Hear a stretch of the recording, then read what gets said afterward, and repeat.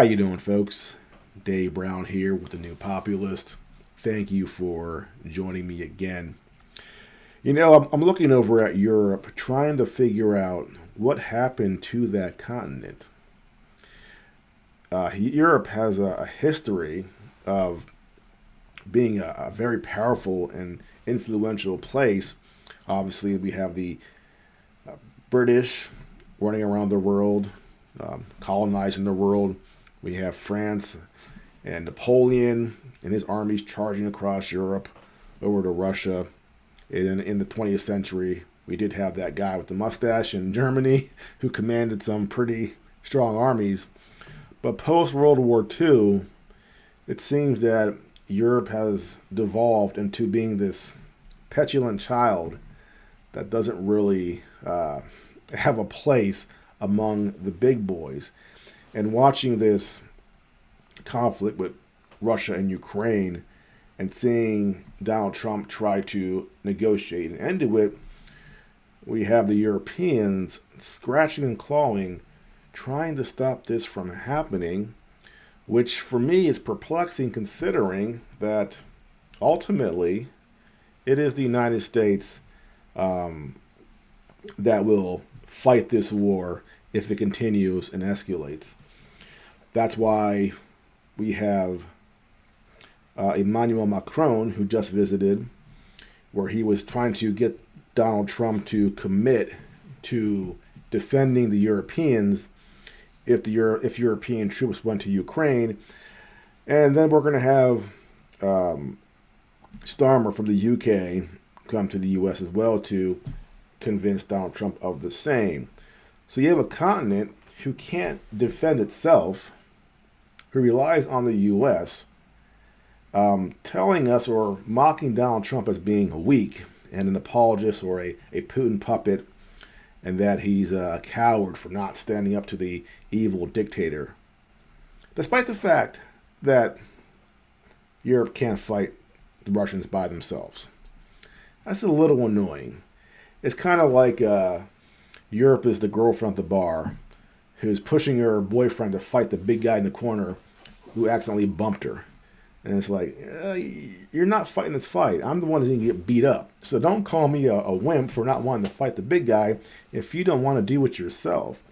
So Europe, you sort of, by allowing the United States to put in all those military bases in Europe to essentially control the NATO alliance or supply most of it, you have put yourself into a secondary role. And if you're in that secondary role, well, guess what? You don't get to call the shots. We do here in the United States. And what's even more funny about this, not funny, it's tragic, this conflict with Ukraine, it was Donald Trump who warned you that your economic relationship with Putin, as far as getting their gas, was giving Europe a reliance on Russia and Putin. And he wondered why you were doing that if at the same time you want to maintain a NATO alliance that ostensibly is there to defend against Russia and Putin. And when he said this, he was sort of laughed at and mocked by the European leaders. And then what happened in 2022 under Biden, after the war started? Well, somebody blew up that pipeline, the United States. And what did Europe do about it? Nothing. They sat there and took it, even though that pipeline was actually beneficial for the Germans, whose economy isn't doing so well. And it's not just Germany, it's France and the UK. None of those economies are growing at more than 1% right now. So you have a continent and economies that aren't doing well. You have this war that's gone on for 3 years. And instead of trying to end it, you want to continue fighting this war and keep the killing going and mock Trump for trying to stop the war. I don't get that. It seems ridiculous. And like Trump says, you guys want to fight? Go ahead and do it. Are you going to? No, you're not, because you can't. And if you can't do it, Don't be the person to encourage the other person to go ahead and fight your fights for you. So it's time for Europe, long term, to make a decision to stand on their own 2 feet and not rely on the United States for the defense of Europe, to defend Europe against Russia, despite the fact that we have a giant ocean between the two of us, as Trump points out. If anybody should be building their militaries and spending money on defense, it's the European countries, not the United States. Yet Trump was pushing and shoving Europe to raise their defense spending back in 2017 because so many countries weren't hitting their allotment for NATO. Doesn't make any sense. Russia's a bad country that's a threat to all of Europe, but you don't want to pay for your defense. You want the United States to do it, and when the United States goes, this is bad for business, this war, you go, oh, you're a wimp. It makes absolutely no sense. And, one thing that Trump does, he's a clever guy, is he understands that you guys are weak. Not strong, weak. So the same week that he has Macron coming to the United States to beg us for our protection if European troops are put in Ukraine, what does Trump bring up? Putting tariffs on the European Union, 25%. So that kind of puts you guys in a rough position. You want our military backup against this Russian army that you're claiming is a threat to all of Europe, who wants to march across Ukraine and into Poland and Germany. So you're saying that you need our help, but at the same time you're going to retaliate against us if we put tariffs on your goods? Well, what Trump is doing, obviously, and it should be obvious, he's using the fact that this war is going on as a tool for negotiations against you guys as well. So he's negotiating with Putin, he's negotiating with Ukraine and Zelensky, and he's negotiating with the EU for the benefit of the United States. And it is no coincidence that he's bringing up these tariffs at the same time he has major leaders from Europe coming here to ask for our help in defending Europe against Russia. So Trump is playing all of these different hands because we are in a position of power relative to Europe, and it's quite devious, it's quite clever, and some would even say a little mean to be treating our allies in such a way to raise these tariffs at a time when Europe is asking for our help against the big bad boogeyman, Vladimir Putin. So it'll be very interesting to see how this turns out over the next few months. Again, he's dealing with different people and sort of playing everybody against each other. And if it goes well, perhaps we can end this war, but also get favorable trade deals with Europe, deals with Ukraine as far as their natural resources, and like Putin brought up, trade with Russia as well. So Trump is looking at the globe. He's not interested in war, because to Trump, if you're fighting wars, you're not making money. It's kind of like the mafia in the United States, why they try to avoid wars, because if they're fighting each other, if they're hitting the mattresses, they're not making money. So having two different mob families fighting each other, everybody is losing money. And that's how Donald Trump looks at this Russia-Ukraine war. We're all just losing money. And we're fighting over what? Over this territory in eastern Ukraine. And of course, the reason that this war is going on is so complicated, although no one wants to admit it, and they want to simplify it. It is complicated. And he knows that ultimately, Vladimir Putin is no threat to the rest of Europe. Why does Europe and the neocons of the United States keep on making that claim? Well, it's obvious they want to continue the war, but they have these two conflicting issues going on. One being that you're saying Russia is going to be a threat to the rest of Europe, but at the same time, you say that Russia is a country or a gas station masquerading as a country with a tiny economy and an incompetent military. So these two things exist at the same time, which are completely contradictory. But Trump knows the truth, and any rational person does. It's kind of somewhere in the middle. Russia's military is actually a lot better the last few years because of being in this conflict. Their military-industrial complex has spun up, so they are getting more capable, but they're not quite strong enough to actually threaten the rest of Europe.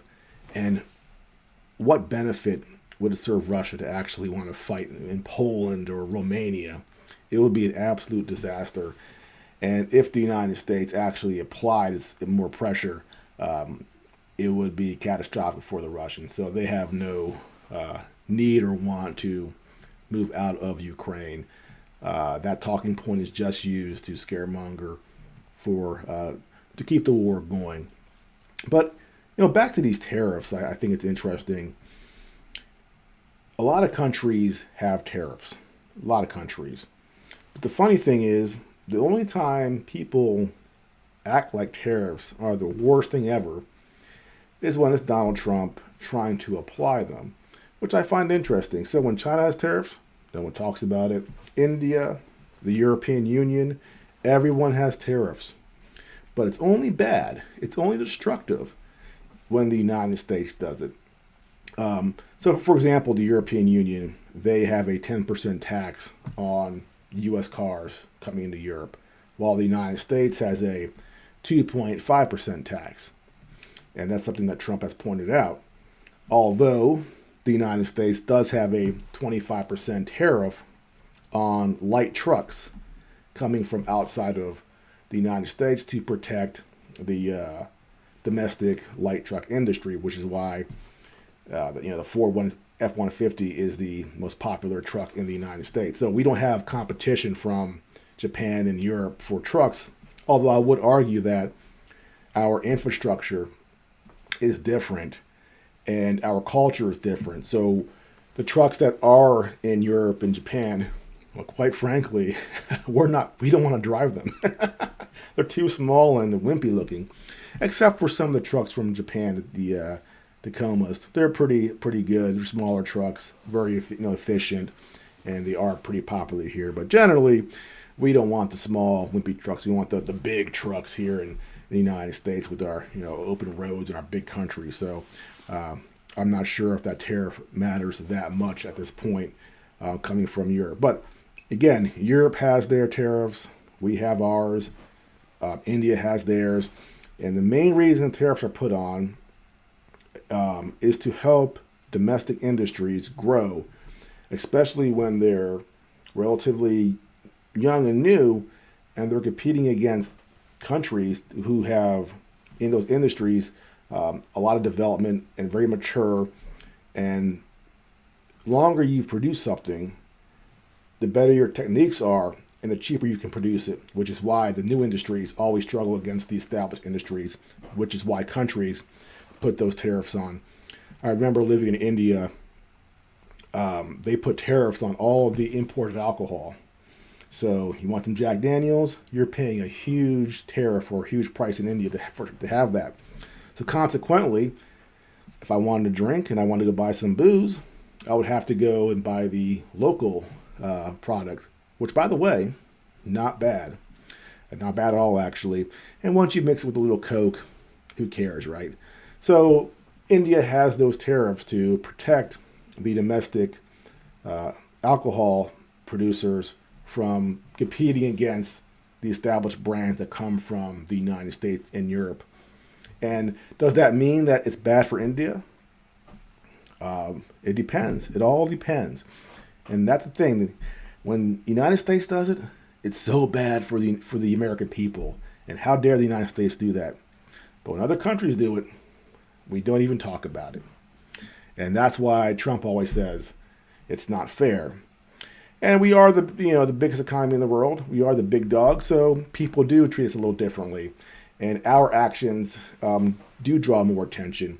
And if we start tariffing goods from, or having a flat tariff of 25% from against the EU and Canada and Mexico, that would be devastating for those economies and those countries, which is why you have this reaction from them.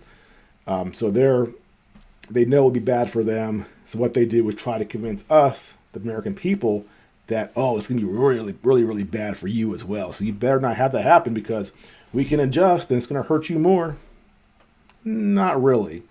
So you'll see the Europeans and Trump, they will, I think, work something out eventually. That splits the difference. It's 25% on all goods. That's a big deal. And that would be devastating for European economies that are already right now struggling under 1% growth. They can't have that. Trump knows that. Trump knows their economies are struggling. Trump knows they want us to help them with Russia. So that's why this is, for us, the perfect time to launch these tariffs and get the best deal. Not good for Europe, but again, America first. It is good for America. That's why Trump is doing that. And we'll see how it all plays out. But Europe, you guys need to not be dependent on the United States. I would love to see a strong France, a strong Germany, a strong UK that doesn't need us. And I wish you guys could collectively, fight the Russians, or at least have a strong enough military that it sort of balances out. Because long term, the United States can't continue to always be there for you. At some point, we have to move past this post-World War II world where the United States is, the sole power behind you guys, sort of backing you guys up. That can't maintain forever. At some point, things will have to evolve and change, and Europe's going to have to change. But with some of the leaders you have right now, I think it's problematic.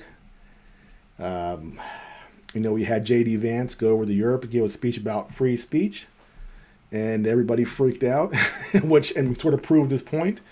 So a little more focus on freedom and economic growth and protecting your culture and your countries, and less worrying about what the United States does and us criticizing on free speech. It's like, come on, guys, really? You're really going to prove its point? Well, you guys did. So focus on your domestic populations, on your economies, and less focus on being woke and trying to control everybody, because ultimately it doesn't work. Always backfires on you. Europe is not better off for it. So more freedom, more Europeanism. You guys have a great culture there. And less of whatever's been going on these last several years, because it is weak. It's not good for you guys.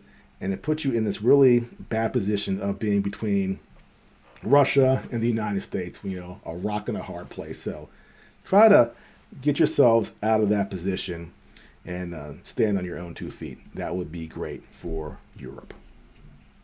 Well, that is it for now. If you're new to my channel, like and subscribe, and I will see you next time.